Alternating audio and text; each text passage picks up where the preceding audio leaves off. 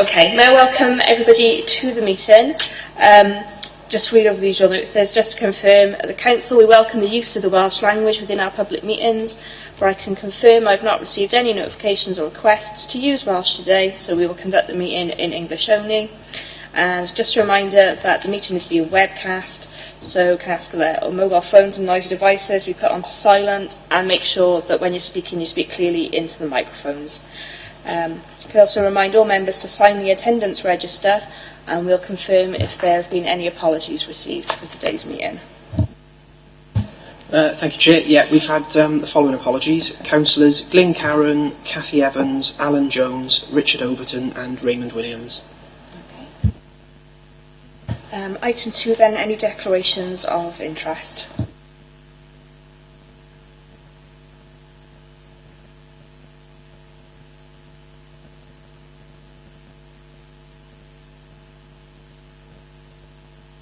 If you just want to write in on the what's the word, register as well.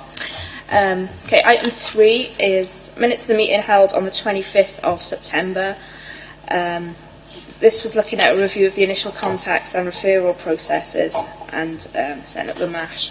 So if we scan them over for accuracy, starting on page 3, are we happy to confirm them as a true record, or anybody got any issues? Yeah, you happy? Cool. Item 4 is the action sheet. Do we have any outstanding actions? Any updates? Any questions on it? No. Okay, then we're on to the actual agenda item. Item 5, lack reduction plan. So the purpose of this report is to highlight some of the factors contributing to young people becoming looked after and outline some of the work being carried out in order to safely mitigate those numbers. So can I welcome Jason O'Brien, Head of Children's Services, and Steve Trippier, Public Service Development Manager, 2022, to the meeting and ask you to provide a brief overview of the main points within the report. Thank you. Good morning, members. I don't propose to go through the report chapter and verse. I anticipate members will have read the report, but I'll go through some of the more relevant points. Obviously, in terms of the report summary, members will be aware that Torfaen has a rising looked after population. I make some apologies because this report concentrates on the end of reporting period quarter 1. I think we were due to come before scrutiny in November previously, but obviously the election had an impact upon that. So I do have some updated figures that I'll incorporate in the thread of the report as I go through it. Torfaen has a rising looked after population. We've mentioned as in reporting period quarter 1 we had a population of 421. At the present point that population is 434, so you can see that since quarter 1 there has been a rise, albeit there is some good news that I'll mention within the report now as well. You can see that this has risen considerably since 2015, at which time there were 290 children in the looked after population, so a significant increase. The increase in the looked after population has an impact on demand and capacity, and places a financial pressure on the local authority, with placement costs ranging from £300 per week to, I guess, a staggering £7,000 per week. The report hopefully will look at some of the rationale, has highlighted some of the rationale and some of the factors that contribute to young people becoming looked after. And I guess more importantly is outlining the significant work and the significant transformation that's taken place within children's services at the present time in order to mitigate against that increase in looked after population. On paragraph 1.1 on page 15, I've mentioned that Torfaen not only has a rise in looked after population, but has the highest looked after population per 10,000 0 to 17 population in Wales. Obviously, there's that's not a position we want to be in. It's not a league table we want to be the top of. But at the same time, I think it evidences that we have a focus upon the safety of children within the authority, and a focus upon if there are risks that we're attempting to mitigate against those risks. And unfortunately, those children are becoming looked after.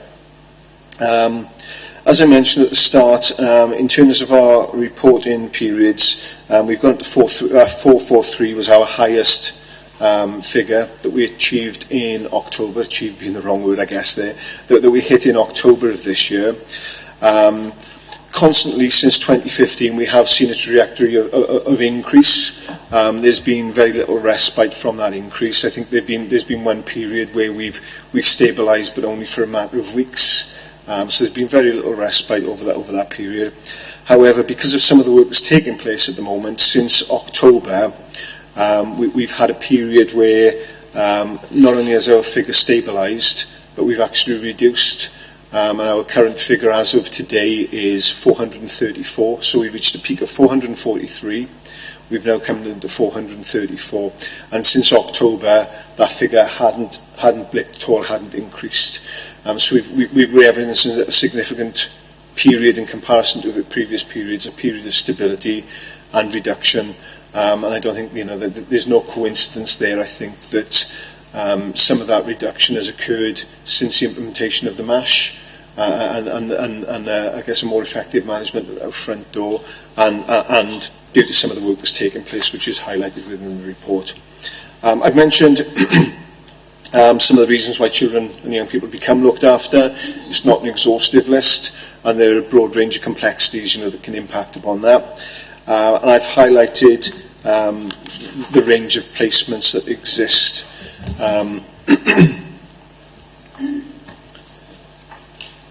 I mentioned with it in 1.6, and this comes in line with the looked after, the rising looked after population. It is a trend that's experienced across the vast majority of Wales. Consequently, there's quite a great deal of scrutiny from Welsh Government as a result of that. With Welsh Government placing an expectation upon local authorities that they would set a reduction expectation target. Members will be aware from within the content of the report that Torfaen hasn't actually set a target, and I anticipate you may have some questions around that as we come to the end of the report. But we haven't actually set a target, so we've backed against the trend. We're one of 5 local authorities that haven't set an actual target. And the rationale for us underneath that has been around ensuring that we're putting the safety of children and young people first and foremost, and that we're getting ourselves to a period of stability before we can actually look at how we can safely reduce and set a target that we feel we're consistent or that we're able to meet. That said, obviously, it doesn't take away from the fact that, from my point of view, from the head of service point of view, where we can safely reduce our looked after population, I want to be able to do that. There's a lot of information that points to young people, children, young people not always having the best outcomes when they're in the looked after system.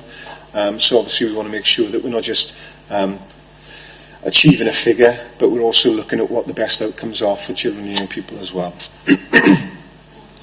So in terms of what I've invited scrutiny to do is to examine, query and monitor our performance as it relates to looked after children, scrutinise the rationale behind the rise in population, which hopefully I'll be able to answer, and scrutinise the activity and strategies that we have put in place and which have been highlighted within this report to manage and mitigate and, where appropriate, safely reduce that looked after population. I don't propose to go through all the information and results because I think there's quite a bit there, and maybe there may be some clear explanations members will highlight at the end that they will want from that. If, however, I come on to paragraph 2.4, just for clarity there, where I've highlighted the legal status of children who are looked after, I think it's probably important to give some further explanation there. So in terms of the categories there, C1, care order and interim care orders, that's where we have a young person, a child or young person in the looked after system, and the threshold for them needing to be looked after has been tested by the court. So we've taken that to court, and the court has tested that, and they've made what's called an interim care order, which means that whilst we're going through the court processes with that child and family, the court feel, as do we, that an interim care order needs to be made so that we share parental responsibility with those parents, and we're able to make the decisions really effectively for those children whilst court proceedings are taking place. C2 It's full care orders, so they are those children and young people for whom the court process has ended, and the court has determined that we need to maintain a statutory involvement within that child's life whilst they're looked after. So a care order has been granted there. E1 is about placement orders. Placement orders are for children and young people who are moving on, or where the plan is for them to move on into adoption. And V2, the single period of accommodation, is where we have a child or young person who's accommodated on a voluntary basis. So it would be that we're working in partnership with parents to accommodate them on a very short-term basis with an immediate plan to, or very quick plan to get them back home. So the first three are statutory and sit underneath an actual court order being made, and the last one, the V2, the single period, is a voluntary period of accommodation. And you can see there that we have very few children by comparison who are in on a V2 or in on Section 76. So I think what that evidence is that we are achieving a threshold of need for those children and young people who are within our looked after system. As I put there are a number of reasons why a child can become looked after.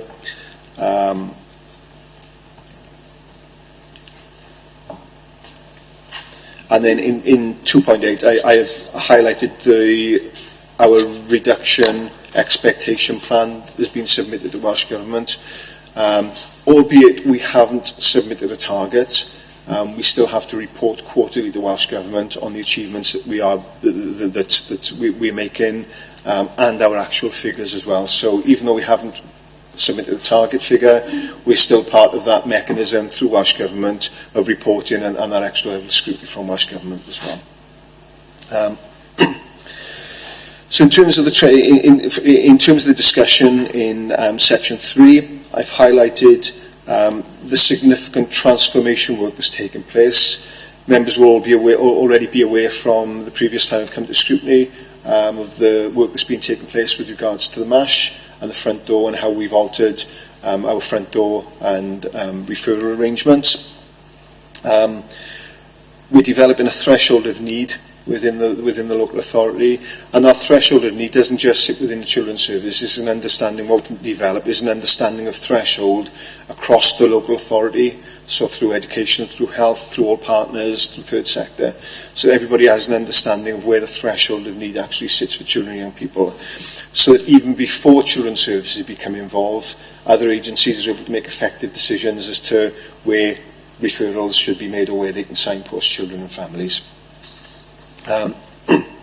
We're developing and implementing a risk framework so that there's consistency of decision making and a framework within which we're operating within children's services, right from front door right through to order discharge and care leavers. So for a framework that every worker, every member of staff, every team is operating within. And we're also reviewing and developing our performance management framework, our performance information framework, so that we've got more thorough, better, analysed information that we're able then to make greater decisions on for individuals and for overall service planning. And then, as part of the transformation, we're taking specific services as well within the within the division, and reviewing specific services and specific teams. And one of the big areas of transformation that's taken place, or the big areas of review that's taken place, and has just commenced, is the review of our family placement team, in acknowledgement that their world has changed considerably in the last 5 to 10 years. But the functions as they currently exist haven't changed, and the team operation and the team model hasn't changed that significantly. In addition to that, from 3.4, I've highlighted some of, what I would term as our business as usual work that takes place, the work that's going on day to day, day in, day out, that's aimed at having an impact upon our service delivery and aimed at having an impact upon our looked after population. And that goes through 3.4 and 3.5.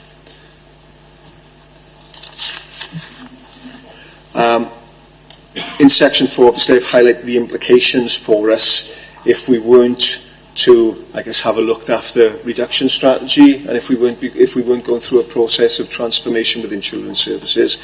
And I think those risks are quite blatant, really, in that there'd be a continued increase in demand upon the service, resulting in a decrease in capacity and a pressure upon the staff.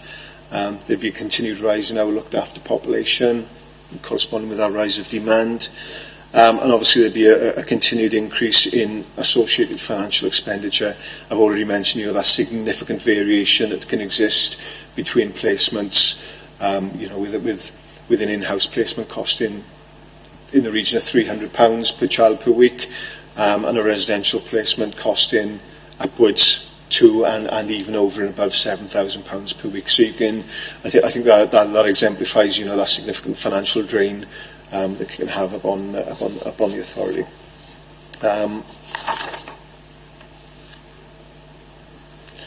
So there's the conclusion. There are the conclusions there in section 5, which obviously brings back to the start of our rise and looked after population, the need for us to develop a strategy against that and manage that, and then obviously coming on to scrutiny activity, referring back to scrutiny activity.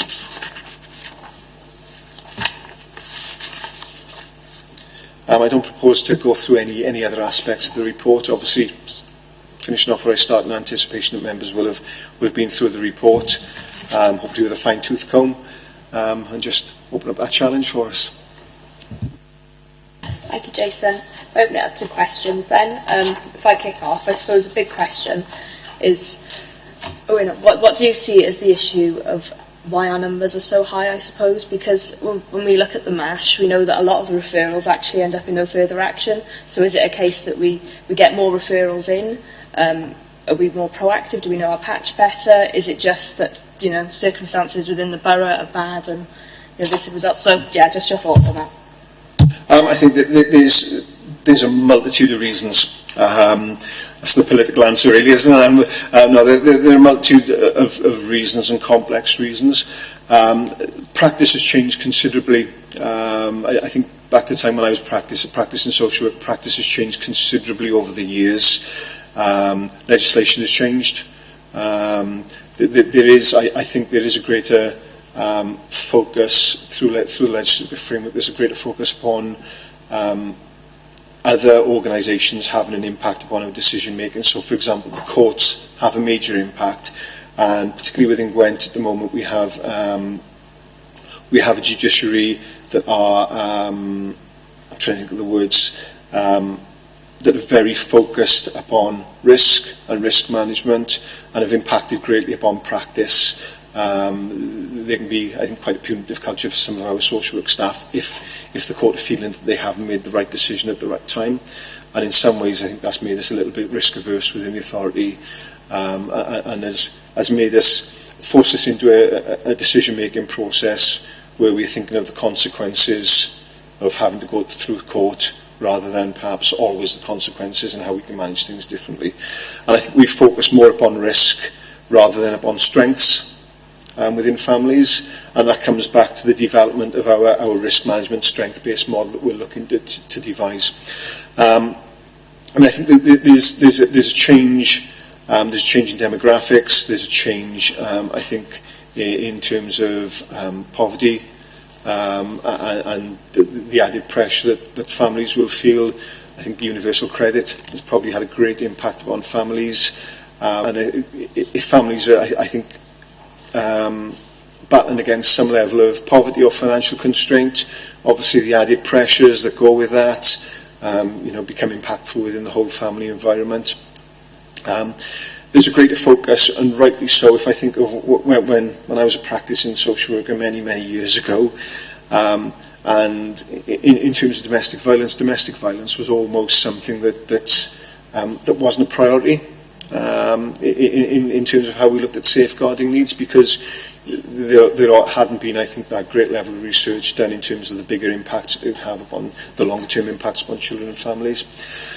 So there are different themes and different areas that we now focus on, which perhaps we didn't focus on years ago. So things like domestic violence, the development of adverse childhood experiences, and look at how a childhood experience, a negative childhood experience, can impact upon that child throughout its entire life. There's a greater issue, I think, in terms of availability, in terms of substance misuse, drug and alcohol misuse, and the impact that has upon families as well. I think that there's a constant move on from that as well, and I think those issues, so we've got issues in terms of substance misuse and alcohol misuse that impacts upon emotional well-being and mental health, and there's just a constant cycle and a constant chain, I think, that impacts upon the community and that greater level of need within the community. I think the practice having changed, there's a level of complexity there that I think is, perhaps the level of complexity has always been there, but I think we've got better at understanding it and better at responding to it.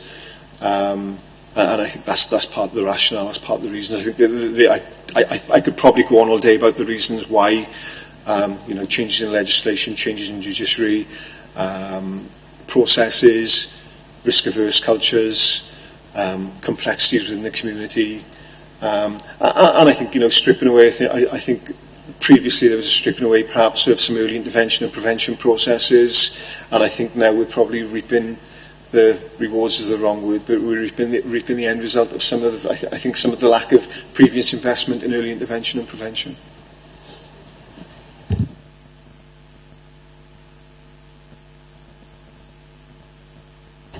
Thanks. In 2.8, you state that Torfaen has not set a legal target reduction figure for looked after children. Do we need approval from Welsh Government for that decision? Or have we had any response from Welsh Government because we haven't done that? I don't think that we need approval because we just haven't. We've taken a stance with the Chief Exec and with the leader that we weren't going to submit those targets. The response from Welsh Government hasn't been favourable, I would say, because we were one of 5 local authorities across Wales who haven't submitted those targets. We've not submitted them for the right reasons. So yeah, we've not submitted them for the right reasons. And those right reasons are that we feel, safety is paramount. And I know Welsh Government agree with that as well, and the terminology is around the safe reduction, which I think that word safe needs to be focused upon. It's around the safe reduction. But I think we are at a point with insurance services where I think we felt we need to stabilise before we can actually reduce. And I didn't want to set ourselves up to fail in that sense. There's a significant amount of work that is going on and has gone on in spite of the Welsh Government target. I don't think we've, like I said, the league table of being at the top in terms of our looked after population isn't one where we want to be, but it's a reality for us at the moment. So it hasn't been met favourably by Welsh Government, but we've had a lot of in-house, the Office of Support and the political support, and even we've had a lot of dealings with Lynn Eagle, the Assembly member, with it as well, and I know that the Assembly member is approaching it from the same position as that we are as well. Do they understand the reasoning behind us not settling a target and the fact that we might be doing an excellent job in protecting our children rather than brushing things under the carpet and not actually taking everything into account? Is that the understanding that Welsh Government, or are they just looking at the table of figures that you had and how many and that? I think they understand. Well, they understand the reason, but at the same time, I don't think they understand the reason, but are not accepting of still us not having submitted. And I think we're using the same language as well. Welsh Government using the same language as us in it's around safety. Safety comes first. What we are saying is that safety comes first, and at this point we're not able to set that target. I think because of what I have to do is still submit quarterly returns to Welsh Government, and the next quarterly return, I'm being cautiously optimistic in terms of the longer term at the moment, but the next return will evidence a reduction for us for the first time. So I would hope that Welsh Government will have that assurance through the significant volume of work that we're doing, and through that actual reduction that actual reduction that we are now able to evidence, that we are making headway. But what I would say, the caveat underneath that is, if today there are it's a bit of an off-the-wall figure, but if today there are 20 young people out there who we're determining are facing a risk, our focus will be upon those 20 young people, not a target and not an actual figure. And you can't put a figure upon children's safety, I think.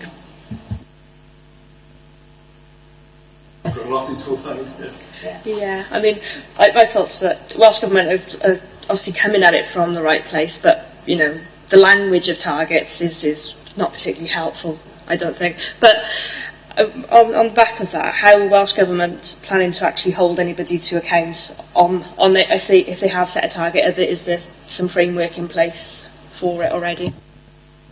In terms of the only accountability we have is the quarterly reporting mechanism back to them. They've made it clear that there'll be no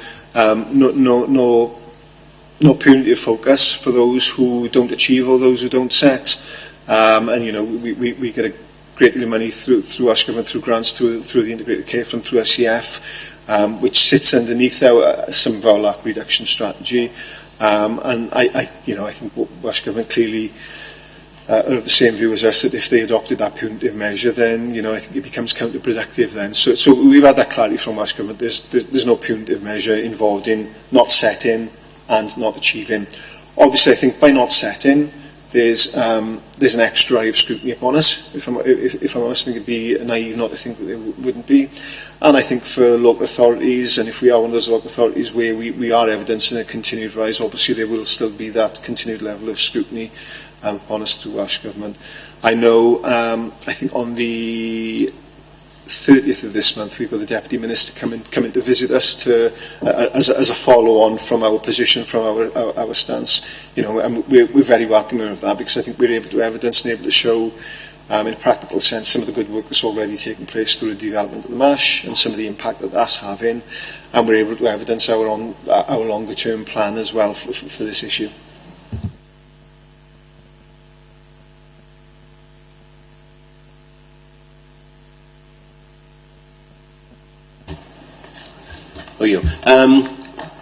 One question I'd like to ask is, when it's not on the paper here, is how do you know that any child is under the radar, that doesn't come to be highlighted, or, you know what I mean? Because you've got all these figures here, which, you know, obviously we all believe what I'm saying there, but how do we know that anything is under the radar? Or, you know, is there any way that you find out that they're under the radar? Do you rely on school teachers, bus drivers, taxi drivers? You know what I mean? Just, can you answer that one, please? I'd say that there are children out there who are under the radar. If they weren't, then we'd be managing risk perfectly, I would say, and we'd have it assessed. So there are children out there who aren't known to us today, but will be known to us tomorrow, or will be known to us next week. We are obviously we're reliant in terms of our. There are a number of ways within which a child can become referred to us, through self-referral, through referral from parents for help and support, through referrals from schools, through health, through the community, through the police. It may be that the social worker is involved with the family and they've seen something in relation to another family. So there's a whole range within which those children who are potentially under the radar get brought to our attention. But it would be very naive of me to say there are no children there who are under the radar. I'm hopeful, I'm hoping that the work that we do and continue to do is going to reduce those number of children who are there that are under the radar. But yeah, it'd be naive for me to say that there aren't some out there. Obviously, in terms of our early intervention and prevention, what comes with that is that if we're intervening earlier and we're going to families at a lower level of need, we're going to uncover things that we probably wouldn't have uncovered before. So in terms of those children who are under the radar, there's obviously a potential that once we are discovering those children who are under the radar, there's a potential for that to have an impact upon our looked after population as well. What performance management processes will you put in place to monitor the impact of the lack reduction process? And do you intend to report back to scrutiny on a regular basis of the progress being made? I'll answer that in reverse, and perhaps Steve will want to come in here as well. In terms of reporting back to scrutiny, yes, certainly. And I think today's almost a baseline, as when we came on the last occasion, it's almost setting our stall out for that baseline within which we can come back to you and report upon the effectiveness of our lack reduction plan.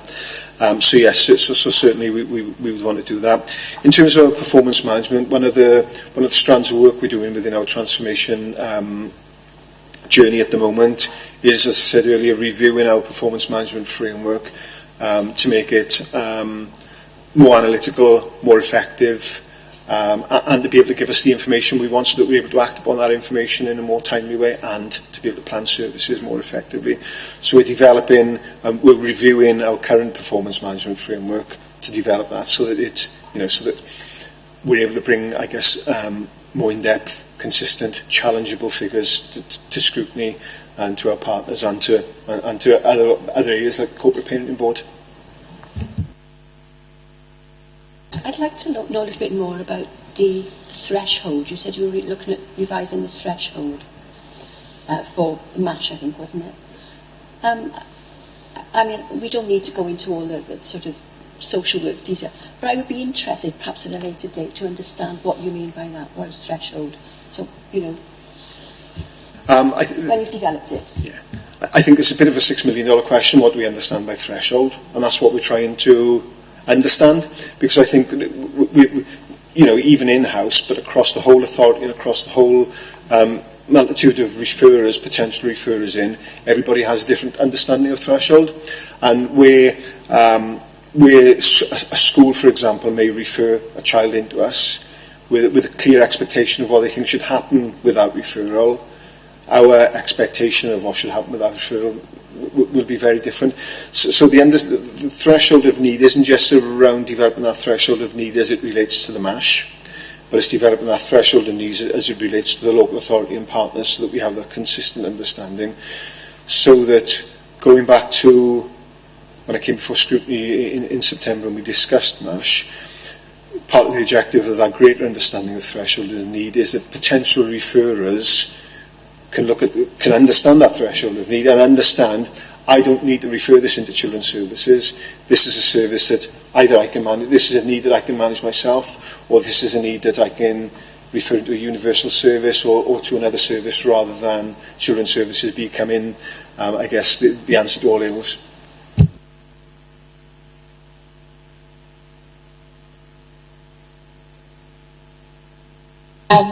What we're looking at is what are the main reasons for the children being placed in residential placements.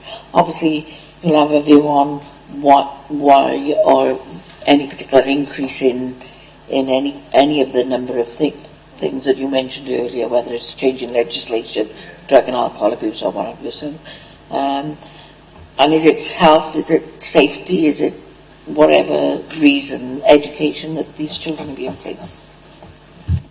Again, my political answer is it's all of those. Complexity is a word we use fairly regularly within children's services, and it's down to very often the complexity of need that young people experience. Some of our residential placements are for children with disabilities, and they're specialist placements that the only placement, a residential placement, could meet those significant needs some of the children with disabilities have. Some of those residential placements are because young children and people have placed themselves or are placing themselves at such a level of risk in their lives that the only safety is for them to be in a residential placement rather than within a family environment. And I think I've mentioned within our report we have one child at the moment in a secure placement. Because the risks to that child are significant if that child weren't in a secure placement. In terms of our residential placements as well, some of them are strategic and tactical. So we may have a child within the local authority or within the area who is at risk of child sexual exploitation or any level of exploitation. And some elements of the residential provision then are to attempt to break that cycle. And not at the present time, but in the past we've had children in residential placements, a group particularly where there was an issue around child sexual exploitation. So the focus was to break the cycle by impacting upon the perpetrators through police intervention, but also removing those children from that area and also undergoing some therapeutic work with them whilst they were in that residential placement as well, so then for them to get a greater understanding of the risks that they present. So it's around complexity. Some of the placements, some of the residential placements we have will have a therapeutic environment as well, a therapeutic attachment to them. And it'll be some of those residential placements will be based on a child's need to be in residential. If I'm honest, some of those residential placements as well come about as a result of there being no other option, no other alternative, and our family placements, in-house family placements, independent family placements, they're a very precious resource, and there have been occasions where, being honest, where we haven't had a placement that's been available for a child, and the only placement we are able to find sometimes is a residential placement. Obviously, as and when that happens, we're very quick to try and pull that child back into a mainstream foster placement, or even back into their home environment if we can. Can I ask how many of our out-of-county placements could actually be brought back home at this moment in time if the service provision was there, if the missed foster carer was there, or? If the service provision were there, every one of them could be brought back home. I think I'd include, if we had a secure provision in Torfaen, we could bring it, but I wouldn't want a secure provision in Torfaen. Thankfully, our numbers of children that require secure provision are few and far between. But if we had, the resources within Torfaen, then each one of those children could be brought back. We're currently looking at, very loosely and very tentatively at the moment, we have, I think, 14 young people at the moment who are in residential placements. I've highlighted some of the costs that those residential placements can cost us, anything from, I think, £2,800 to £7,000. There are two strands to that. So if we have a child who's placed out of area, placed, for example, in Liverpool, we haven't got a child placed in Liverpool at the moment, just using that as an example. If we had a child placed in Liverpool, there's a significant financial cost to that. There's a cost in terms of social time back and forth. There's a breakage of link between that contact that we can have with that child purely through the geographical distances.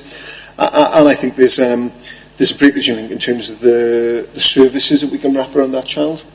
So if a child were placed within the Gwent area, within the Torfaen area, and required a health service and a CAMS service, we would have a greater impact upon the Gwent CAMS service and the Gwent Health service than we would upon a service in Liverpool. Similarly with education as well. And for me, there's a bit there. There are some children that need placing out of area to break cycles, for example. But the premise from which the foundation from which I work is those children, the vast majority of those children are better serviced within our local authority. They're our children. They need to be in our community. They need to have our services wrapped around them.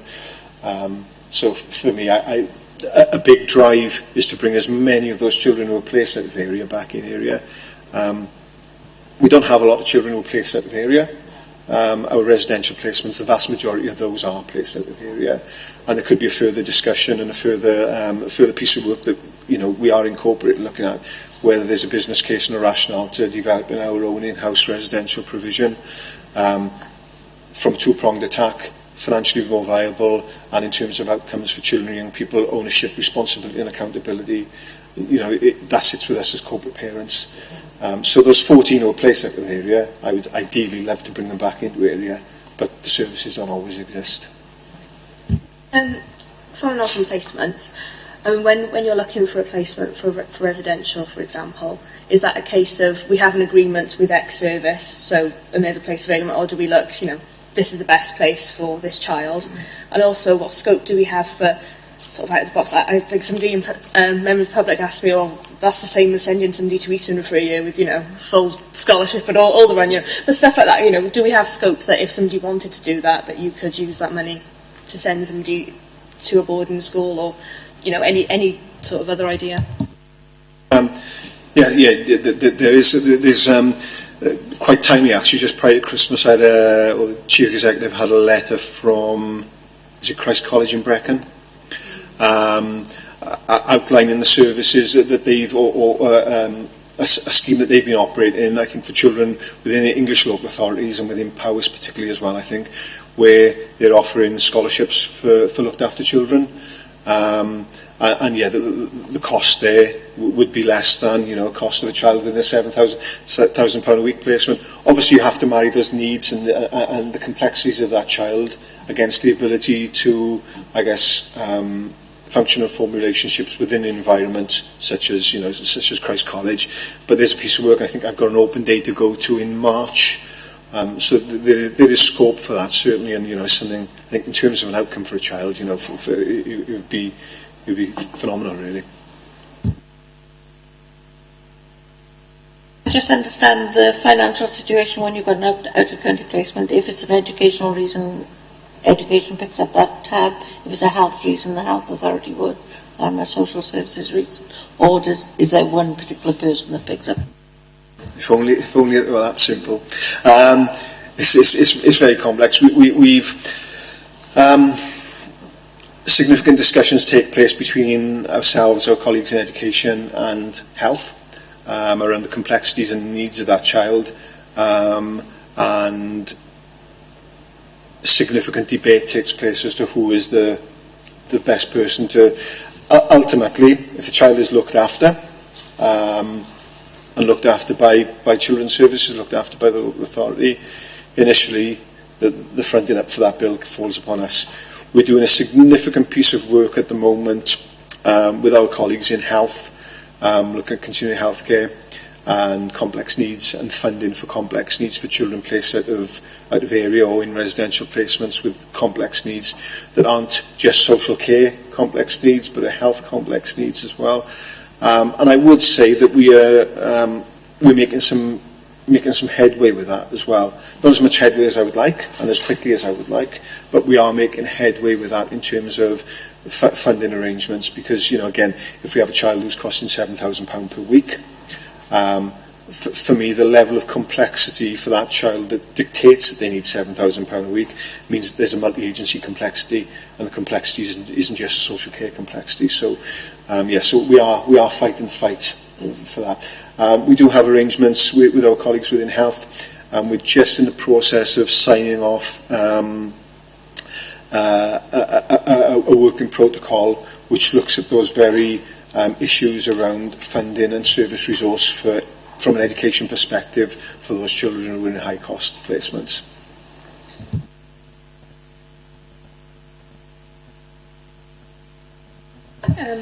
We're looking at social workers then, and particularly out of borough placements, but also just in general, keeping those links. So if we have children placed quite far away, obviously difficulties in meetings, etc. So I suppose, what's the situation? How often do children stay with the same worker, or do we have arrangements in place for travel, etc., to make that easier? Or?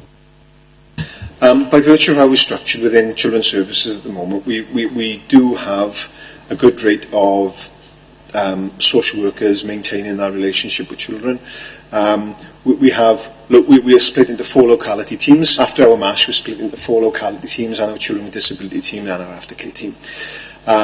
So as a result of that, once a child goes into that locality team, it stays with that locality team until our child becomes a care leaver, until they reach the age of 16, at which point they will move on to our tips. I've been in court where that practice has been cited as good practice, which doesn't exist across some other local authority areas. Other local authorities will have a MASH, an assessment team, a child protection team, a looked after team. So there'll be a whole range of services that a child will have to navigate themselves through or be navigated through. Whereas within Torfaen we have those locality teams that a child goes to and they stay within that locality team. Very often or occasionally, because of move on of social workers, obviously we need to change social workers.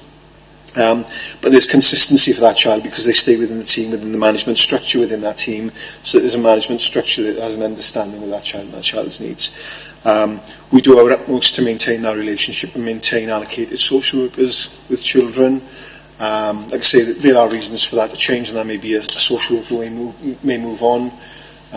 We have a good rate of retention, so that's few and far between, thankfully. And and there may be issues perhaps where we identify that even though that social worker hasn't moved on, perhaps the child needs to be managed with a fresh pair of eyes, and or the family need to be managed with a fresh pair of eyes. So we may make a conscious decision to move that child and family to a different worker, but that will be done in consultation with the child as well. So did you ask around out of county there as well, or was that just so and in terms of that maintenance of out of county placements, because I guess what you're asking is around the geographical distance and how we maintain those links there.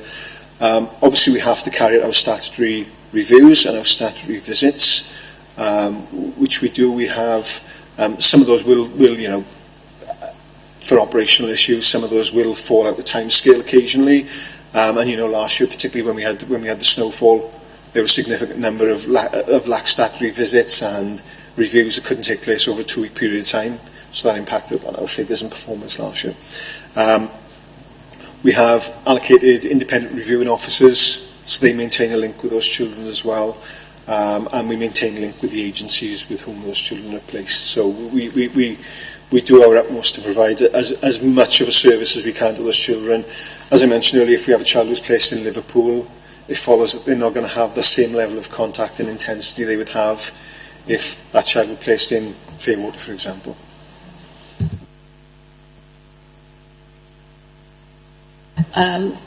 Obviously, quite a few years ago, I was in a position where we started the TIPS project that you just mentioned. It was set after our looked after children leaving conference and the issues that came out of that, where our young people were being pushed from pillar to post. Okay, if you had a social worker on your shoulder, but if you went as an independent person, you wouldn't get the service that you would get.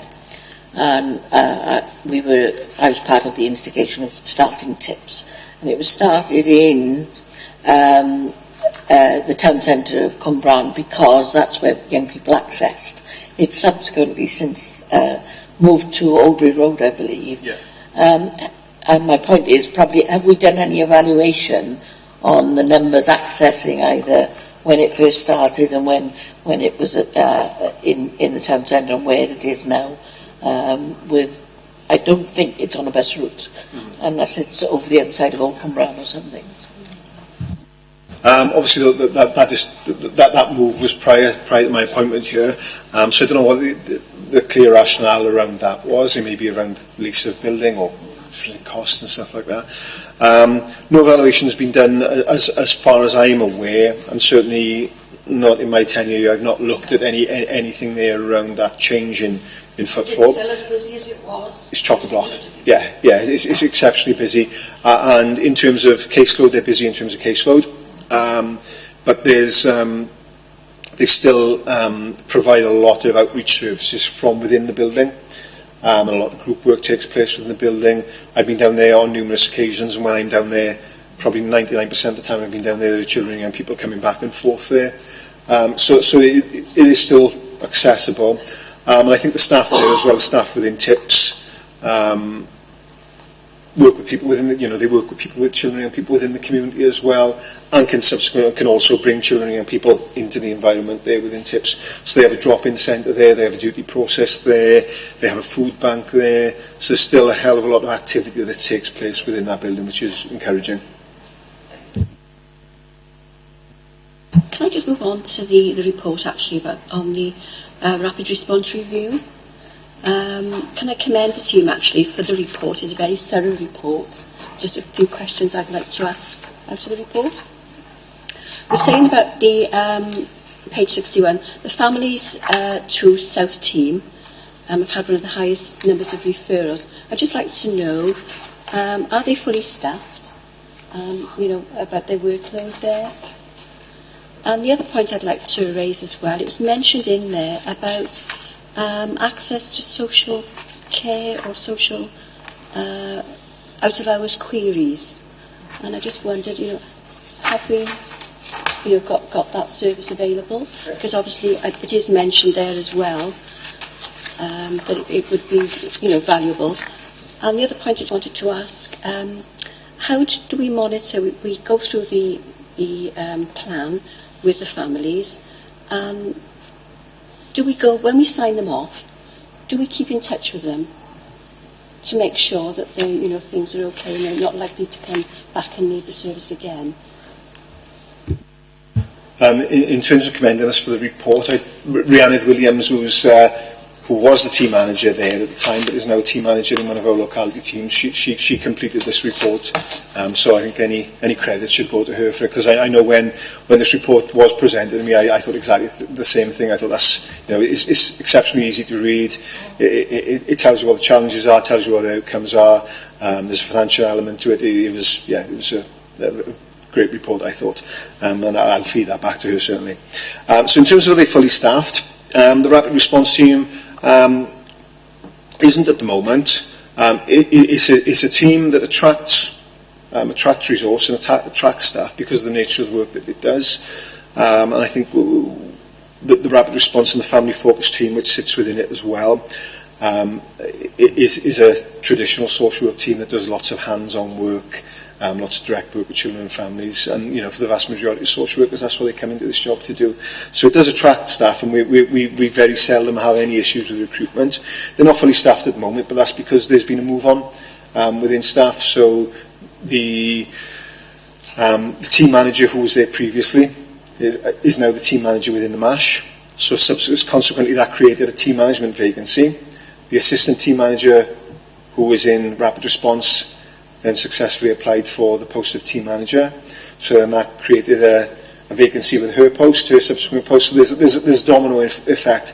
And I think one of the strengths and the weaknesses we have in Torfaen is because we're good at maintaining and retaining our staff via moving them on. As we move them on, there's a domino effect of there's another vacancy that exists that we have to fill. So they aren't fully staffed, but they are functioning exceptionally well. There's no risk there at the moment by them not being fully staffed, and there's that recruitment process going on for them to be. And the caseloads, do they have a high caseload per social worker? Manageable. They have a manageable caseload within rapid response because of the means by which they gatekeep. They gatekeep the referrals that come through from the locality teams. There has been, and I would say there is a continued need to expand our service. We've expanded our service through some of the ICF monies that we've had recently. I think Rapid Response was originally built up on the Educare monies we received, and then became co-funding because it, you know, effectively paid for itself. And then because of the effectiveness of the model, what we were able to do through the ICF revenue money, we were able to increase the capacity within our service through ICF. The ICF element is only a 2-year funded cycle, but yeah, we'll see what happens at the end, or as we near the end of that 2-year funding cycle for ICF. But the service has been recognised and has been enhanced. In terms of the out of hours provision, the rapid response operates an out of hours service. It's not a 24/7, so it's not available at 2 o'clock in the morning, but it is available out of hours, and the social work staff, the staff there, are very flexible within that out of hours provision. So they do operate primarily an out of hours service, I would suggest, because needs aren't just 9 to 5. So if a family needs a contact at 8 o'clock in the night, they can do that contact at 8 o'clock in the night. They'll also work on weekends as well, and there's a rota basis by which they work on weekends. Obviously, if there are any extreme out of hours, so if there's a 2 o'clock in the morning crisis, then our regional emergency duty team would have to respond to that, and then we would pick that up the following day. And in terms of the keeping in touch element, referrals come into rapid response and family focus from our locality teams, and they refer in for that rapid response and family focus to a specific defined timescale piece of work. At the end of that, then, the locality teams maintain the contact with that family. So rapid response will do an 8 or 12 week piece of work, will step back. The locality teams will then maintain that case until such a point that we feel there's no longer a need for that case to remain open, there's no longer a need for that service. Obviously, if that family come back at a later stage, then they're able to access, if their needs dictate, they're able to access the service again. Do we have families that have been through the service and come back in, if so, do we learn the lessons? Do we realise, what mistakes we made, if any, and how we can prevent that happening again? We do have families come back in. We have families come back into every part of our service if we close and they come back in. What I would say is it's not necessarily around learning from mistakes that we've made. I think very often it's the families' needs change, and the complexities vary and needs change. And there will be times when we will have an impact upon a family, and we will close the case because there's no longer a need to work with that family for a period of time. But it could be that in 6 months' time the same issues emerge, and very often there are families we work with who will bounce back and forth in that sense. So we'll provide an intervention, we'll create a period of stability for a period of time, and then they need a service again. It may be that service they need will be because their needs have changed, or it may be that the same needs are evident again, but something's happened in their lives that has meant they haven't been able to, they haven't been able to adopt the principles and adopt the work that we've taken and implemented with them.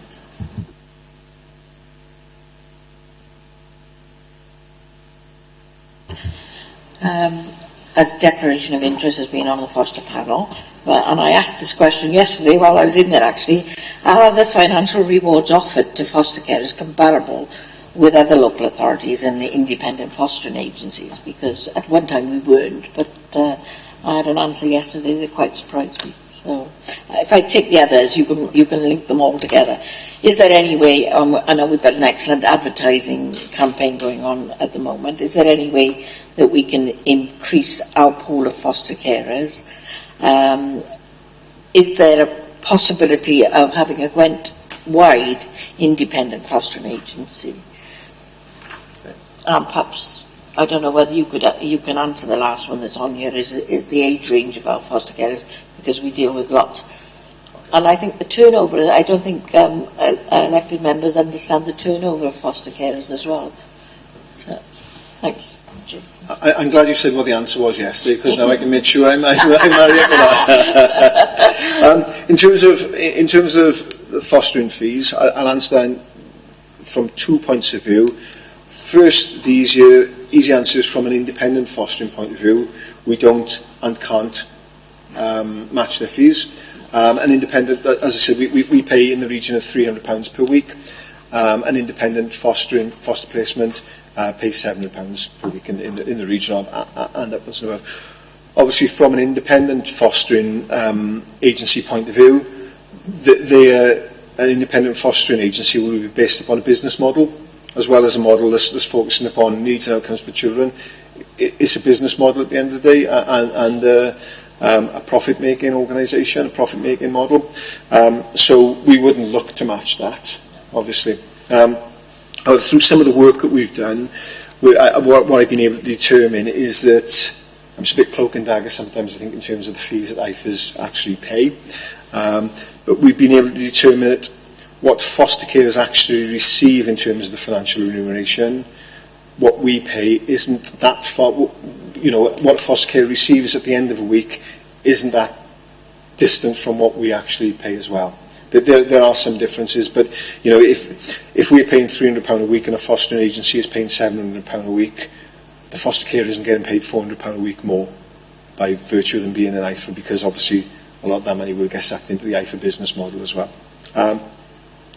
In terms of regionally, I believe that our fees are close. I don't know the exact figure in terms of the other 4 Gwent local authorities, what the actual figures are, but there's a lot of regional work being done at the moment that's being led by a worker that we've commissioned across the 5 Hedge Children's Services, looking at foster fees, looking at making sure there's consistency in terms of foster fees. The problem will always arise, I think, where if we're facing a supply and demand issue, we will look at how we increase our fostering capability. And one of the key elements around that is increasing our financial offer.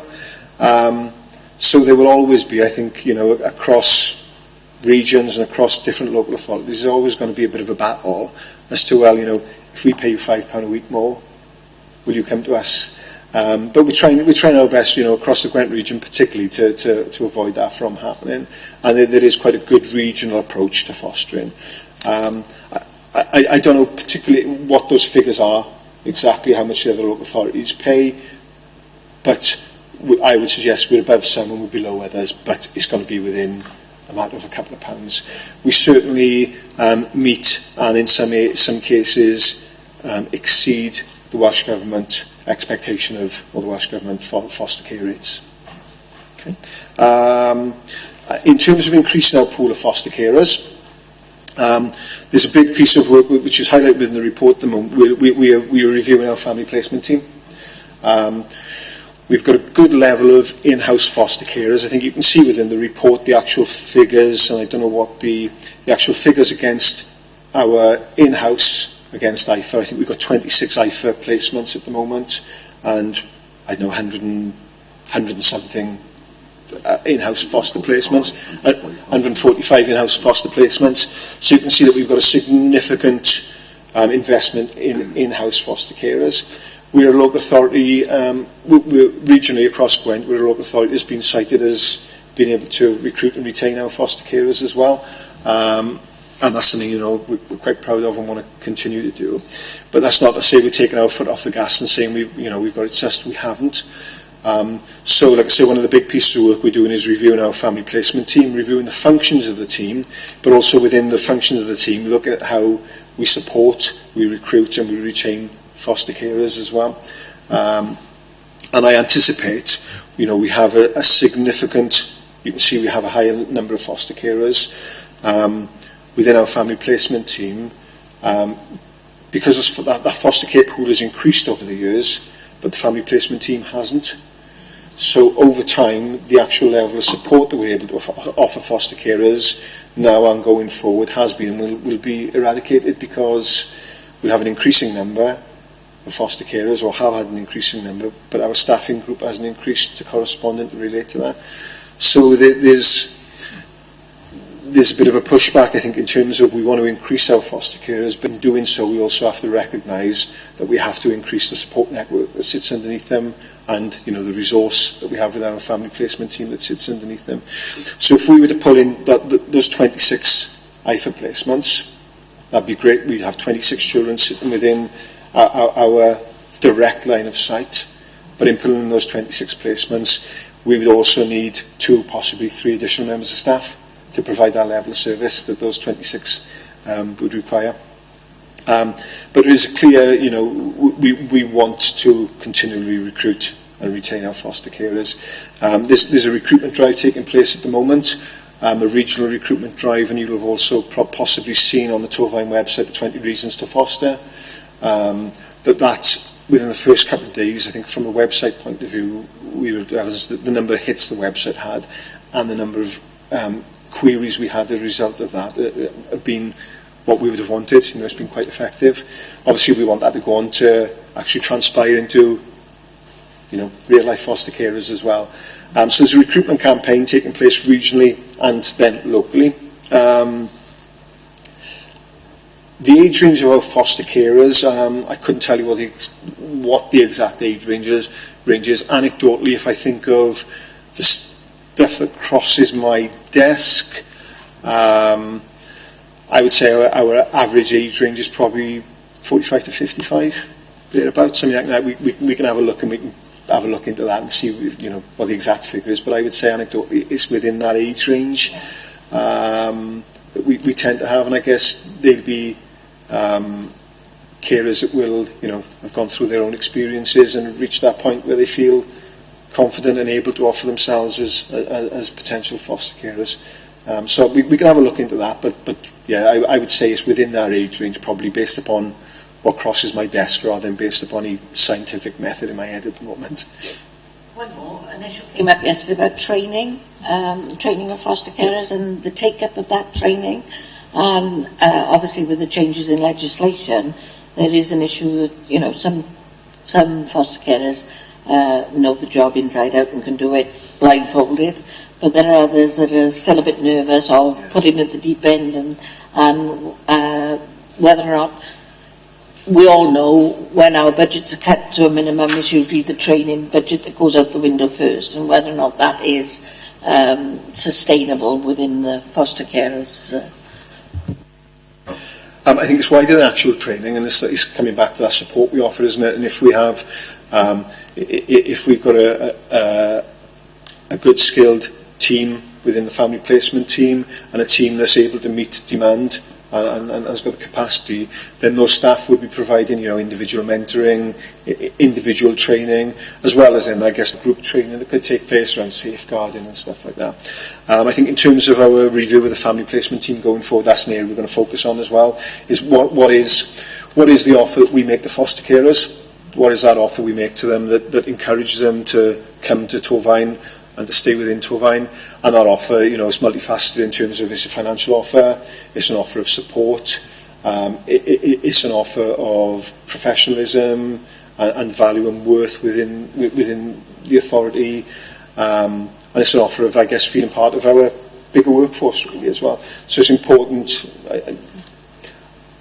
It's important that we invest in that training for foster carers. I don't know if there's because Steve's leading on some aspects of the family placement team review as well, which has started. I don't know, in terms of the training, we haven't picked anything up in terms of the training yet, have we? But it is certainly something we would do that.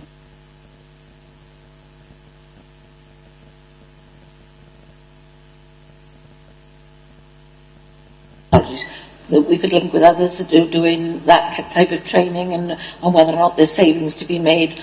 Governors' training is safeguarding and everything else, and I just wondered whether or not there was an opportunity there to perhaps join forces with that budget. There is, and as I said earlier, we've got a regional worker who's looking at fostering across the region at the moment. One of the aspects, or one of the areas they're incorporating with what they're looking at is training. It's the marrying up of fees, it's training, it's the offer we give, it's how we recruit, across the whole region, so that if foster care were to make an expression of interest to Torfaen, they probably have the same, what we want to achieve is they'd have the same response from us that they'd have if they went to Blaenau Gwent. So that as a region, we're not fighting against one another, and we're not but within that as well, a piece of what they are looking at is that offer of, what the training model looks like. I go back and say, whilst we have, to the point you made at the start, Councillor, whilst we have foster carers who, have been doing this for years and years and years, they are still foster carers we need to continue to invest in, and we need to continue to train. The needs of our children change, the needs, capabilities of those foster carers change as well. I've got a few more on foster carers before we move on. One, about the age range, but also about our recruitment, I suppose, of non-traditional family structures. So, traditionally there's been a view of a foster care would probably be a couple, middle-aged, etc. Do we get recruitment outside that bracket? Second one, I was going out of my mind. Second one, do we work with other fostering agencies? So, for example, I came up with a school. Some people were fostering in their catchment area for out-of-county placement, so for other counties and for us. So their level of children, looked after children within the school suddenly went up, and just the issues that they had then. So do we look at that when we're placing children? And the third one, no, it's gone. But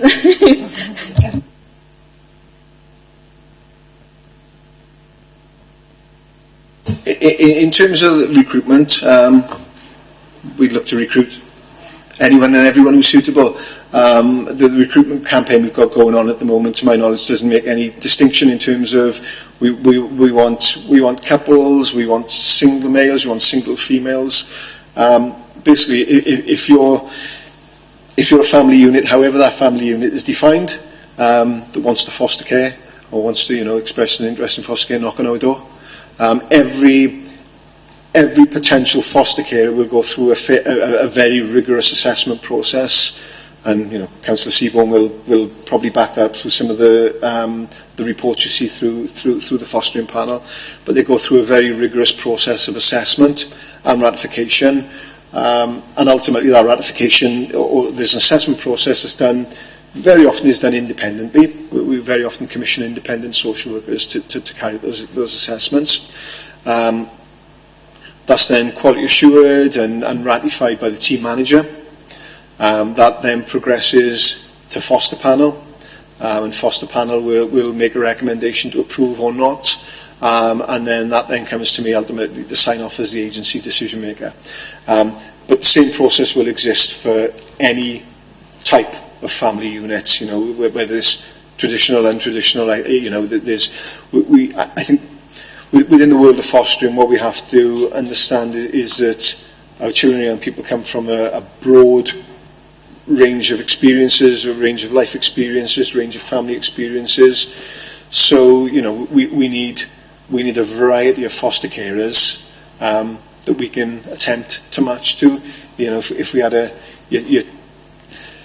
don't want to categorise, but, you know, a traditional middle-class family where, you know, everything had been, you know, hunky-dory throughout all their lives, and suddenly a child is placed with them who has complexities, they're obviously going to struggle to meet the needs of that child, and probably the child would struggle to adjust to that totally different lifestyle that they've been experienced or they've experienced previously. So it's important that we have that broad range of foster carers from all walks of life, you know, providing that they suitably become foster carers. In terms of working, I think the next question was around working with independent fostering agencies we obviously work quite strongly across the Gwent region. As I mentioned just now, we've got our regional coordinator in post. We work with the independent fostering agencies. There's an organisation called the 4Cs, which is a consortium that is Wales-wide now, that looks at independent fostering agencies and residential placement providers as well. And looks at the commissioning modelling and procurement for those placements or for those organisations. So they work very strongly on our behalf with those organisations, so that we try and get a consistent model across the whole of Wales. In terms of working with those IFAs, those independent fostering agencies, for them placing, I think this is the question, for them placing out-of-county children in our area, it's very difficult to be able to do that. Because to a certain extent it's not the IFA that we need to be working with, it's the placing local authority that we need to be working with. Some local authorities within Gwent, for example, I would suggest within Gwent, we pretty much know if Blaenau Gwent are placing a child or young person within Torfaen, we will know. If we're placing a child within Blaenau Gwent, you know, we notify them. There's a process by which we do and which we should go through for notification. So we can start to discuss any potential issues, you know, do you know anything about this provider?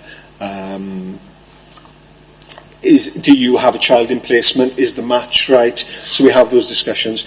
Difficulties in, say, when we have out of county placements who may very well place a child, for example, you know, within an IFA within Fairwater or within Blenavon or Pontypool, and they're placed in there. And we really have no means by which to really redress that or be part of that unless they come into us and saying, you know, we know you've got another child here. The difficulty ensues then obviously when a child, and it's the same for our children when we place our children out of area as well, is when a child is placed out of area, there needs to be services from that area that are around that child. So school, for example, because I know you've mentioned schools.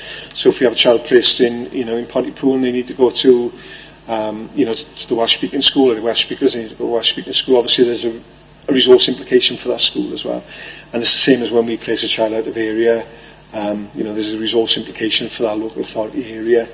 I would say within Torfaen, we're really good at having those arrangements and those conversations out of county. Sometimes there'll be an emergency, so it may be that we have a child who we will come to us today and we know nothing about, we can't find a placement for them, we have to place them in an IFA and it's out of area. It doesn't give us the opportunity then obviously to have those discussions with that outside area then as well. And there was a third question, wasn't there? Which... Can I just come in on that? Sorry. Point about how the effect and the resource on other agencies with an out-of-county placement. I mean, I've actually been involved in that. A child brought out of county by another agency, but the effect that had on the local school was absolutely enormous when you've got a really difficult child, you know, having to deal with a normal run of the school day and things, and the resources that they're actually bringing. Do we take that all into account in when we're assessing this type of service that's being provided? Because sometimes they can just land on the doorstep and have no idea of any history or reason for that child coming into that placement. The short answer there, I guess, is we don't actually assess that service as being provided. If we were placing a child out of county, we would assess what that child needs. If Cardiff, for example, are placing a child in here, Cardiff are assessing what that child needs.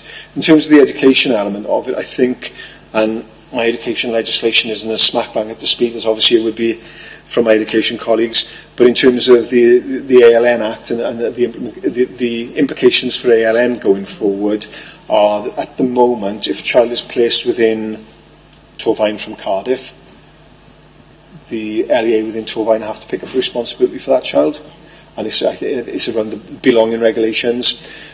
With ALN changing that, ALN will change that, so it will be that if that child gets placed within Torfaen from Cardiff, that child remains Cardiff LEA's responsibility. And you know, I think from both sides, from a Torfaen perspective, I welcome that, because I think from our own local authority, they are our children, and we need to maintain them and hold on to them through all services, whether it's social care or education. And similarly then for those children, I keep using Cardiff as an example, who may come in from Cardiff, Cardiff need to maintain that responsibility for them. So I think there's positive changes afoot there through education legislation. I did remember what my third question was going to be. It was, do we treat, I suppose, if children are placed with other family members, relatives, friends, family, etc., are they treated the same as our regular foster carer cohort and offered the same training, etc., etc.? Yes and no, I would say. In that they are regarded as kinship foster carers, and there's a legislative framework that sits underneath that child being placed with them. We make an offer to those families. They have the same financial offer that the foster carer has, and there's an offer to those families in terms of training and support. They have support, so they have an allocated family placement team worker, so they have the same level of support there. But very often I think some of those families won't want the support. So whereas with a standard mainstream foster carer, that support enforces the wrong word, but they have to have that support. With a kinship carer, there's a level of support they have to have and a level of expectation we have upon them. But in terms of training, it's often hard for us to bring some of those kinship carers to the table for training, because in their eyes, rightly so, I'm looking after my brother or my niece or my grandson. They're part of my family. Why do I need to come and understand about what they're going through? I understand about them because they're my grandchild. So that offer is there. It's not always taken up, and it's not always taken up for the right reasons.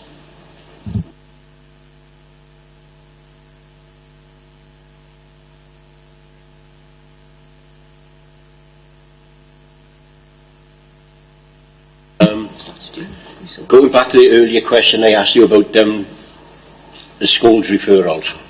Do you wait for the school referrals, or do you ever contact the schools and say anything? Do you think there's anything problems there? And knowing, as we all know now, that we've got free schools under special measures, is there any chance that are you quite positive that there's nothing going to escape with these free schools? Obviously, they try to get out of the special measures. So, do you think there could be anything slipping past the net on these free schools? Again, it'd be naive of me to say I'm positive that there aren't things slipping through the net, not just with those three schools, but any schools, and even for children who aren't in school at the moment. So it'd be naive of me to say, yes, I'm positive that we're capturing everything. We advertise our service to a certain extent, but it's not a service that we want. It's not a service that we want people. It's a service we want people to access if they need it. But it's not a service we go out there and throw a net over everybody and say, come in.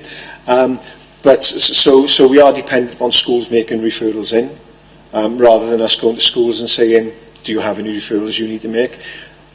I guess that offer, not the offer, but the ability to refer in is open. It's there all the time. It's constant, so a school can refer in, or anybody can refer in to us at any time. We have done a lot of work with schools through our Family First framework and our early intervention and prevention framework, and they are linked to schools. So family first workers will be active within schools. So if there are any issues, I would hope that they're picked up there.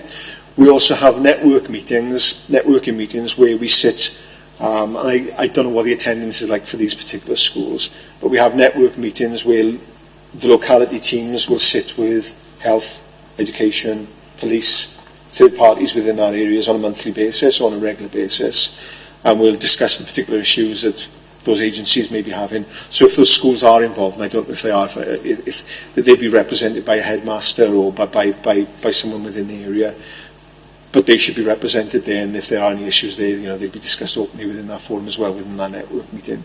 But I guess the short answer is we depend upon referrals coming in rather than going out touting for business, if that's, yeah. The other thing is, I don't think anybody, they may have been asked, what is the main reason for the decrease in percentage of children seen by registered dentists? Has that been asked? No. No, I thought it hadn't. Within 3 months of being looked after? Off the top of my head, I don't know, if I'm honest. Elements of that will be around, so if we thinking of some of the scenarios I've used, or some of the examples I used earlier, if we have a child that's placed out of area, it's more difficult to access service and provision there then. Some children, I think when we went through, I'm trying to cast my mind back to the last corporate parenting board, and there'll be some children that won't have attended, will not want to, will have, there'll be some children that will have failed to attend, but we will have, reviewed and reset further appointments. It won't be through negligence that, I guess, is the answer I want to give there. It won't be through negligence. It won't be through in placement. We don't need to look at those needs. Some of those children as well, of course, will be very young children, babies, who will be incorporated within that performance figure as well. So won't be eligible or relevant to attend the dentist as well. So there'll be a number of factors with that. I'll have a look into some more depth in that and I guess bring that back. But it's not something that causes me a major concern.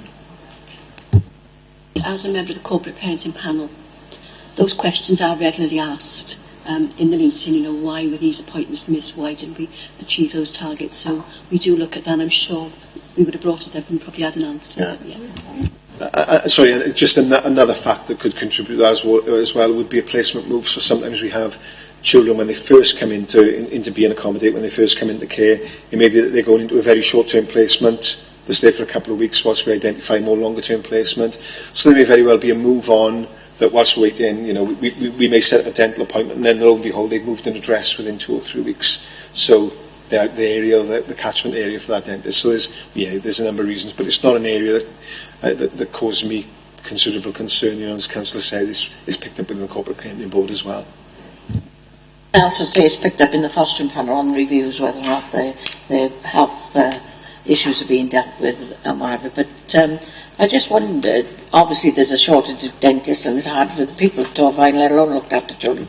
I just wondered whether or not looked after children were prioritised in any of the health. If a child needed that, would they prioritise that looked after child rather than just add them to the waiting list?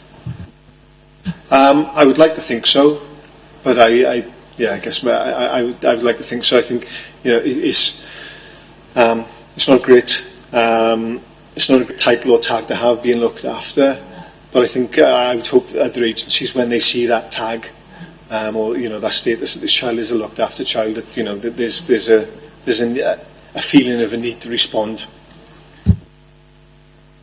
Obviously, I've had, in my role as a school governor, that there was a need to look after a complex child, and we actually took on the services of the play service, which did really good work with some of our children. I wondered whether or not you linked with the play service within social services as well as the education remit that they had.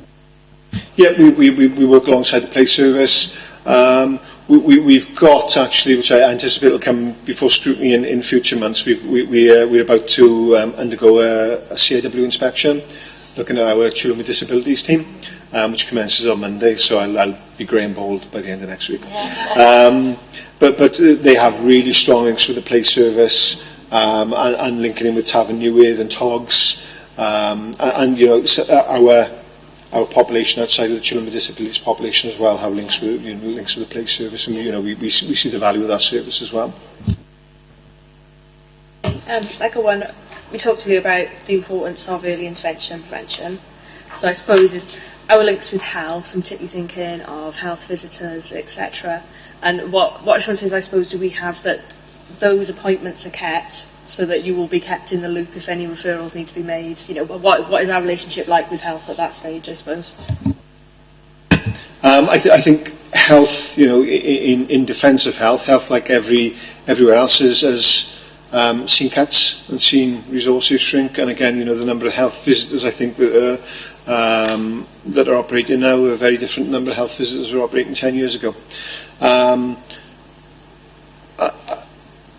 don't think I can answer that question fully. I would hope and anticipate that, you know, health visitors, if they are having concerns, would refer in. Where we have a child or young person that's, for example, on the child protection register, or who is looked after, that child will be undergoing regular statutory looked after reviews. So if I focus on looked after rather than child protection, that child will be undergoing regular statutorily defined looked after reviews.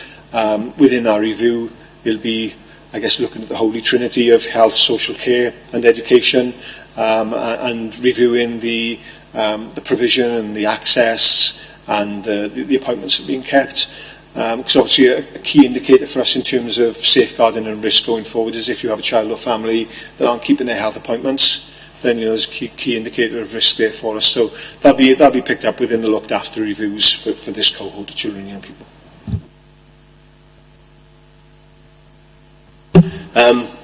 Obviously, there's been a bit about the workload,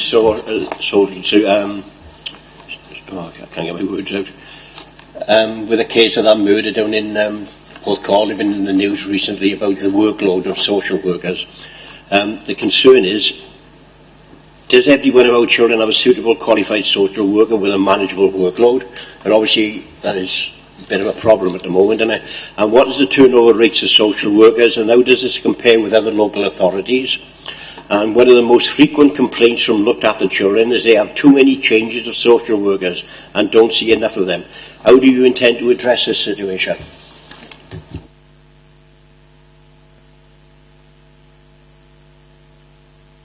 Okay, so I think just to make some, in terms of the case with the murder that's going on in Porthcawl, I think the focus there is around the probation service, isn't it, in terms of workload on the probation service. Okay, so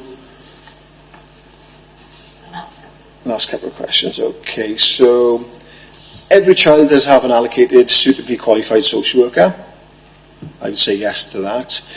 When we come down to with a manageable caseload, I think that's questionable.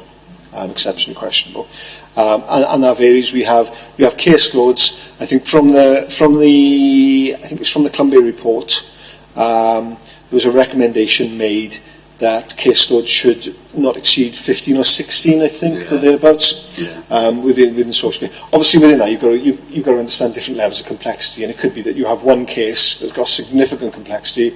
That's a caseload in its own right.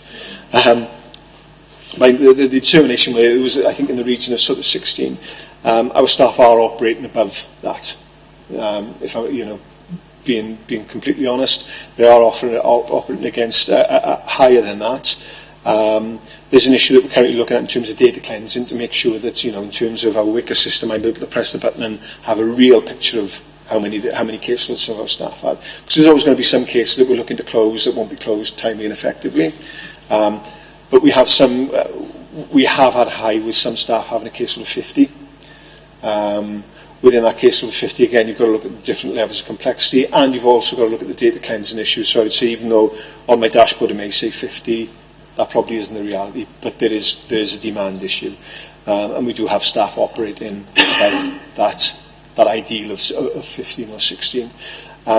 That's something, I think, particularly within the family placement. So within the family placement team review that we're looking at will be the point I made earlier, you know, with that increase in population, that increase in demand, we've also got to look at how our workforce is growing to correspond and relate and be able to mitigate against that as well. So there are issues. We've got an exceptionally resilient workforce, and the staff group we have are exceptional. I think that's cited well throughout the authority. I think one of the things that when I first came into post, one of the things that there were some things that surprised me and some things that didn't. One of the things that didn't surprise me was the volume of, and the intensity of work that took place. One of the things that did pleasantly surprise me was the level of commitment we have with staff. But so, we've got to recognise and we've got to ensure that we're creating our right work-life balance for those staff, and also that we're providing the right level, the requisite level of service to the children and people and families that come in through our door as well. So I guess the doom and gloom is that staff are working to the bone. There is a demand issue. That's part of the overall transformation programme that we're looking at. Whilst we're looking at, in isolation, the family placement team at the moment, the whole premise of the transformation programme is to look at demand and capacity. So if we have, whilst we're reducing, one of the things I don't think I made that apparent and clear earlier, if we reduce our looked after population, there's so many strands to the benefits of reducing, in that financial reductions, the potential for better outcomes for children, providing we're keeping those children safe, but also there's that decrease of demand on staff as well. Because having a child in the looked after system, there's so many statutory responsibilities that come with that. The staff are, run ragged on some occasions with the demands that come with that. So there is a demand issue, a manageable caseload issue that we are aware of and are looking to address. So every child does have is allocated to a social worker, and I think, like I said, the resilience in those staff, we need to address that resilience as well, so we're creating that work-life balance. The turnover rates for our social workers, and how does this compare with other local authorities? We have, I'll bring in a couple of factors into that. We have a very low usage of agency staff. We met, I put a caution under this because we met with some people a few weeks back who cited that, I won't state the local authority, it's not within Gwent, but one local authority within Wales has a 40% agency staff rate at the moment. So not a consistent workforce. Within Children's Services at the moment we have 2 agency staff. We've had some agency staff in recent months who've joined us as agency staff and have subsequently applied and been successful in becoming our local authority staff. Agency staff cost more. I think there's a place for agency staff, but I think they can tend to be a bit mercenary and chase the buck a little bit. So I want that consistency and of workforce that we've always been proud of within Torfaen. So we have staff move on. We have staff move on for the right reasons, through promotion reasons, going on to other jobs. In some ways, sometimes we're the victims of our own success, because I think we grow our own so well that as they want to climb the ladder then and get different positions, they have to branch out beyond Torfaen sometimes to get those positions, because I think some people, once we have team managers in post, once we have group managers in post, hopefully once we have a head service in post, that we tend to stay here for a while. Do we still have the recruitment and retention scheme that we started a number of years ago? We do. We still have the recruitment and retention scheme, and one of the things through that we're exceptionally good at, I think, within Torfaen is, like I say, growing our own. So where we will have unqualified staff come into the workforce, they will come into the workforce obviously because they want to, their vocation is within this particular area of work, we would hope. So we're very effective at growing our own and taking those members of staff through the process of qualification, so that they move on from community support workers, unqualified workers, to become social workers. In terms of, we do struggle. We have across the whole, not just across within Torfaen, but across the whole of Wales, across the whole of the UK, there is a workforce issue in terms of building a social care workforce. We're working, regionally, Wales-wide with Social Care Wales to look at some of the factors that contribute to that, and how we can ease that. So that we're attracting, people into this career and this position as well. So going back in terms of retention, we don't have a significant problem with retention. Again, off the top of my head, I think our workforce is something like 30% of our qualified workforce within social care have come through our scheme, a Grow Your Own. I think it's 34%, which I think is significant and commendable, really. I think we're a local authority with a good reputation that people want to come and work for as well. So whilst we don't have a particular issue with retention, we do have some issues with recruitment, but those issues are felt right across the piece.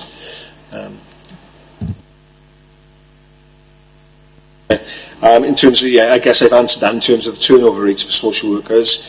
They're relatively comparatively low. I don't know what the actual rates are, but as I said, we don't have. I'm not coming into work every day thinking, right, who's resigned today, who's going today. So we don't have that particular issue. And as I pointed out earlier, because of the structure we have in terms of us based in locality teams, we are able to hopefully maintain a worker with a child and promote a worker with a child for as long as we possibly can. And there will be reasons why we will need to allocate different social workers. And unfortunately, I think because of the nature of the beast, there will probably be some children within our system who had the same social worker for the last 10 years. And there'll be some children within our system who've had 3 changes of social worker within the last year. By virtue of the fact of, that some of that turnover of staff. I'd like to thank you for your honesty and your integrity. Thank you very much. Ask about early interventions and about Sure Start and Flying Start. Have we done an evaluation of the impact in the communities of those services? Because there's an awful lot of money now going into Flying Start and Sure Start.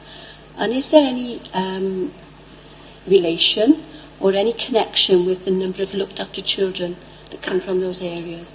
So are those interventions, having any effect really on our looked after children? And are we covering the right areas? Because some communities can access Flying Start and Sure Start, and then you can live just a few streets away, postcode, and not be eligible for the services. So I'm just have we done an evaluation of these services at all, or are we going to do one? And the other point I wanted to raise as well, we've got all these sort of early intervention strategies and policies. And how many of these are impacted by grants, and how sustainable are they? Okay. In terms of Sure Start, there's been no evaluation done since I've been in post. And casting my mind back, I would anticipate that the provision and the determination of where they sat would have been done upon a needs-led analysis at that particular time. I think there's a wider issue. It wouldn't just be us having to review that. I think we'd have to review that with health, and have to probably involve Welsh Government and other agencies and partners along that review as well. I think a similar issue transpired with the Sparkle Centre in Sereni, in the Children's Centre, where the services, I think it's a highly regarded service, the Sparkle service is provided there. And there were some families who were, I think it only came up to so far within Torfaen, and then families who lived in the next street had access services from Neville Hall and they're very, very different services. And there is, I think, there is a bit of a postcode lottery, isn't there, with some services that exist out there. And it may be that we do need to look at some of those, the Flying Start where they actually sit and how families access that. But I'd hope that if there is a need, a family can access alternative services, through any of the other early intervention, and prevention strands that exist.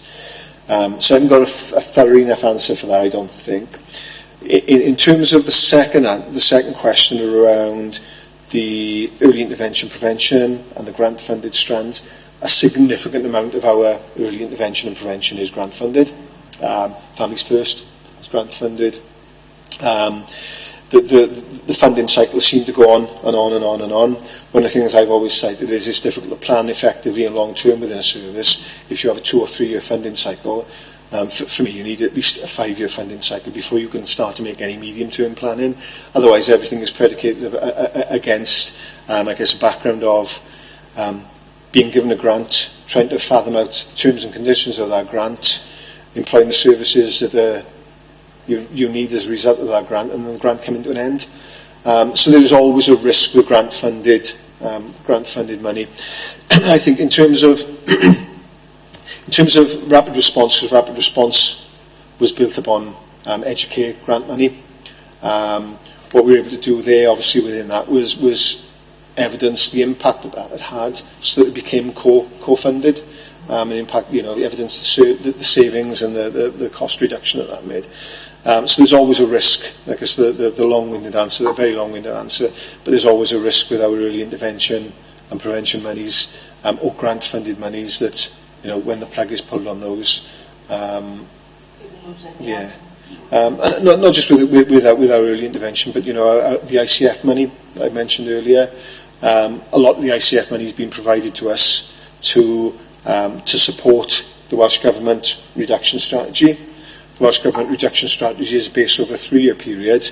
The ICF grant is based over a 2-year period. So they're at odds with one another in terms of the time spans and the time scales. I anticipate and hope that after 2 years, or as we get close to that 2 years, we have notification that it will increase. Fingers crossed. But there's always a risk. There's a real risk, I think, with the time spans of our grant-funded posts and grant-funded provision. On the point I made there about the Flying Start and Sure Start, is there a link there with the number of looked after children that come from those particular communities? Is there any impact at all on Flying Start and Sure Start? Do you see what I'm trying to link? Is there a link? I would hope there's an impact from them, but I couldn't give you a complete answer to that. It's based upon anything scientific. In terms of based upon anything scientific, I couldn't give you that answer. I would hope that it's having an impact. In terms of our looked after population, and where our pockets of demand are and pockets of need are, it moves. There'll be some areas, that will be dominant areas always within Torfaen, and there'll be areas where I know Sure Start will exist, and that we will target from a multi-agency point of view. But our needs, our population does tend to, our looked after population and where it comes from does tend to move around. Yeah, mine's following on from Colette's really. With the early intervention, so obviously we're looking at it, not so much in terms of the thing existing, but how are we going to be sure that people then engage with it?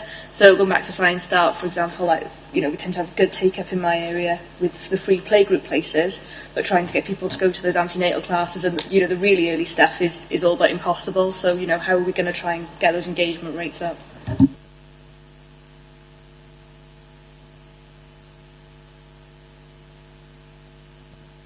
I think there's lots of services that exist out there, and there's lots of services that agencies, families don't know how to access or don't know that they exist out there as well. There's Dewis, which is a directory which supposedly highlights all the services that that the communities can access. I don't think it's that easy to navigate itself around. And it's not always smack bang up to date. Within Torfaen, with our colleagues within education, we're looking at how we create a directory, a Torfaen directory that links in with Dewis, that families can access. So if there is a mother and baby scheme taking place, or a parenting workshop is taking place that the parents don't need to cross our threshold for, and families think, I need this bit of support at the moment. It doesn't meet the social services threshold, coming back to that word earlier. Let's have a look, let's see what I can access. Or for professionals to say, right, well, you need this. rather than refer you to children's services, let's have a look, let's see what we can access for you, let's see what mainstream service we can refer you into. So, because I think there are a multitude of services that exist out there that we don't always know they exist, and there are a multitude of services that exist out there as well that overlap, don't dovetail, but overlap and duplicate service as well. The T22 project, is it where we're looking at communications and how we can better access services? Yes, it is, yeah, yeah.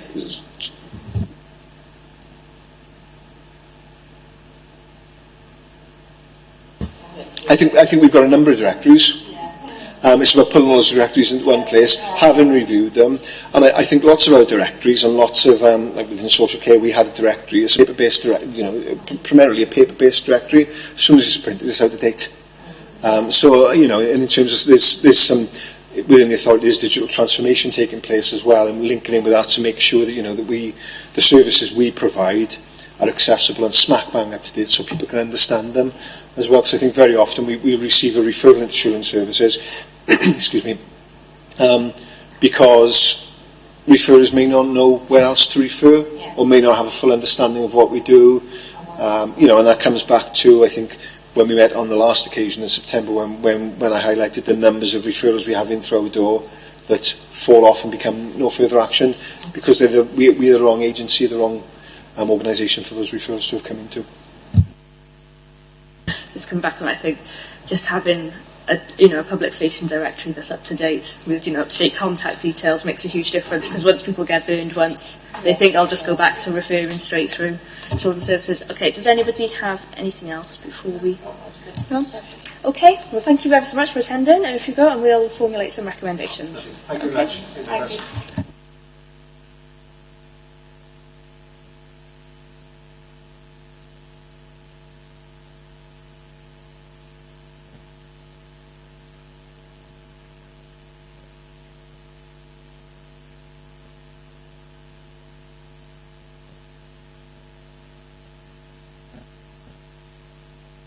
Okay, so does anybody have any? You did, love him. Any recommendations they want to put forward?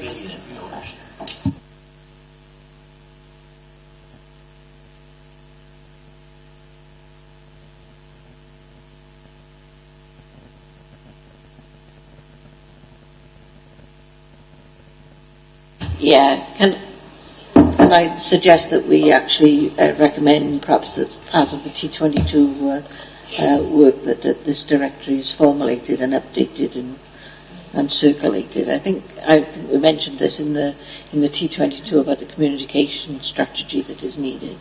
Even our own website sometimes isn't up to date. I think my one would just be to say that we support the decision around the target, and that we would want to just see it come back to scrutiny regularly to keep abreast of what's happening.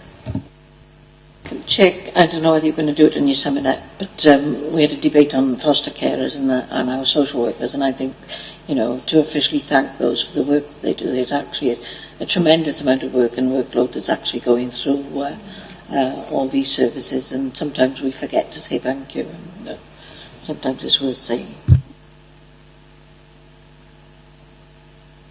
So we recognise all the work that's going on with the activity and the strategies, and just to express some concern really about the sustainability of these services and the impact that any reduction in grant funding might have on services.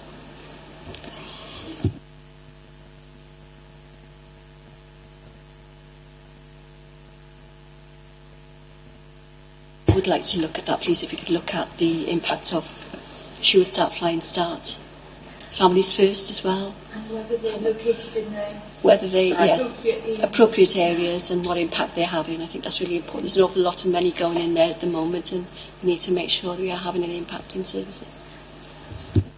I think, Chair, that's an issue. We start these new projects and we're so busy doing the day job, we sometimes forget to evaluate whether or not they're working, whether or not they're benefiting the right people. And I think sometimes evaluation is so important on these new... We're busy chasing the bid, we get the bid and we then do the job, but we sometimes forget the evaluation part of it.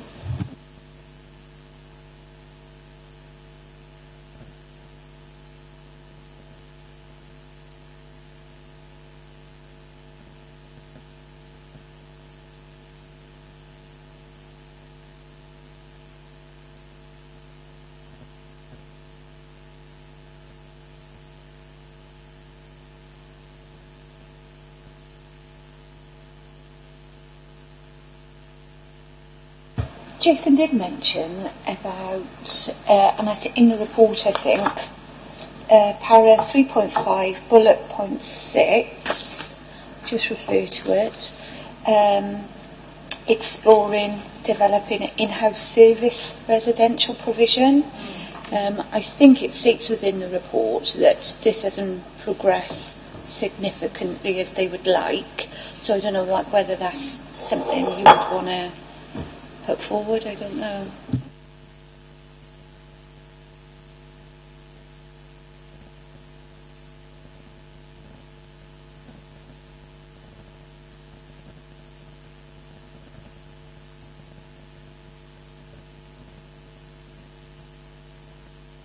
Yeah, I think it's a push, if we can have in county to look at progressing that.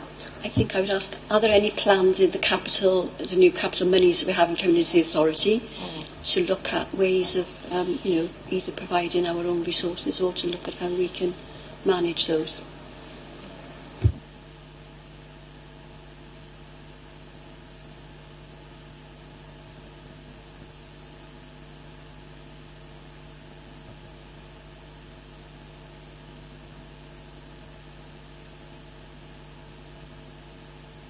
So if Leanne will probably type those up and we'll send them round as a what's the word I'm looking for? Summary of recommendations.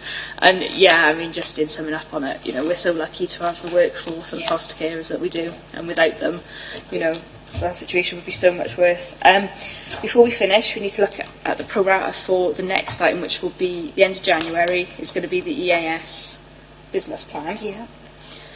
So that'll be that'll be fun. And also, we're going to set a date for the school sub-monitoring.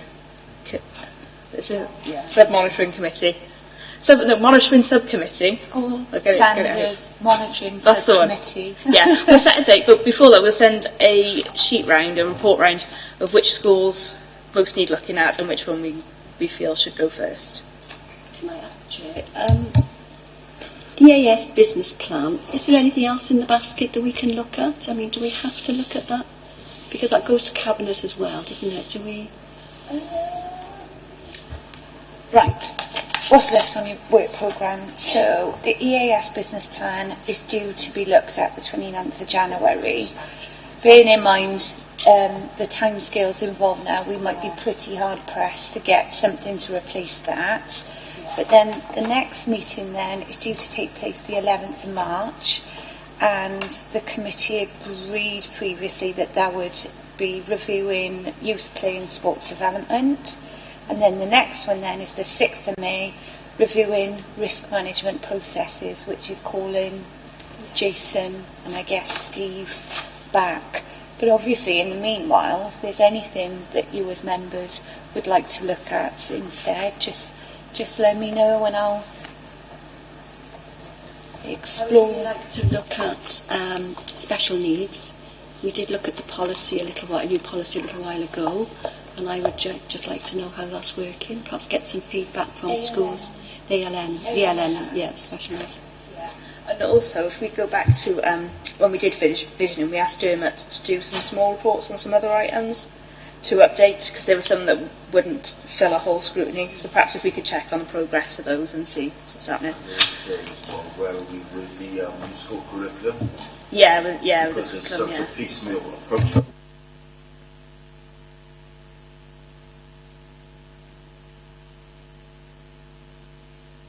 A report on the new post-16 centre in Cwmbran, an update on that. That's another one, because that's coming on pretty fast now. So I think it'll be, just because of the timescales, it's going to be EAS next, because I don't think we could really switch that, but definitely for the next one if you want to do something more. Will we have the EAS report to read before? Yeah, it'll be out next week. Yeah, dispatch will be next week. The meeting's 2 weeks today. Okay, so other than that, I declare the meeting closed. Thank you.